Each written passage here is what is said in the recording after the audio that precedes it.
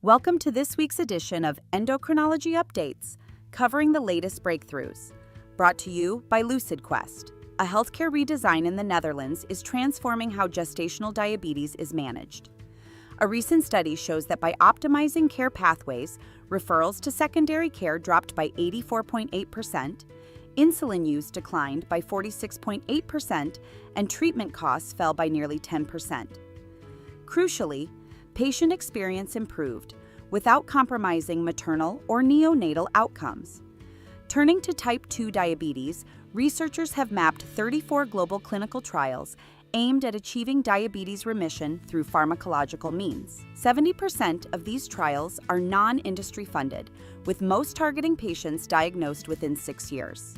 Treatments primarily include insulin, metformin, and GLP-1 receptor agonists. Experts are now urging more consistent definitions, longer follow-up durations, and robust registry updates to harmonize global efforts. In the field of reproductive endocrinology, a new biomarker for polycystic ovary syndrome has been identified. Alpha-1 antitrypsin was found at significantly elevated levels in women with PCOS and was linked to increased androgen levels and disrupted circadian rhythms. Animal models further support the role of internal clock genes in the disorder's development. Gene therapy is also making strides. A preclinical study involving primates shows promising results using GPX002, a gene therapy that reprograms pancreatic alpha cells to produce insulin. While improved glucose tolerance was observed, the therapy currently requires immunosuppression, and long-term studies are ongoing. In regulatory news, the U.S. FDA has approved Khindivi, the first oral hydrocortisone solution designed for children aged 5 and above with adrenal insufficiency. The 1 mg per milliliter formulation eliminates the need for refrigeration and complex dosing, offering parents a more manageable treatment option. Australia has approved a once-weekly injectable growth hormone therapy, Skytrofa, for children aged 3 to 18 with growth hormone deficiency. The new formulation reduces injection frequency, aligning with approvals already granted in the US and Europe.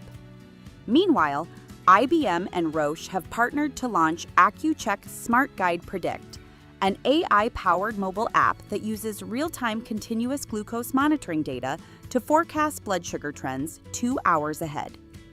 The app alerts users of potential hypoglycemia 30 minutes in advance, enhancing both day and overnight diabetes management.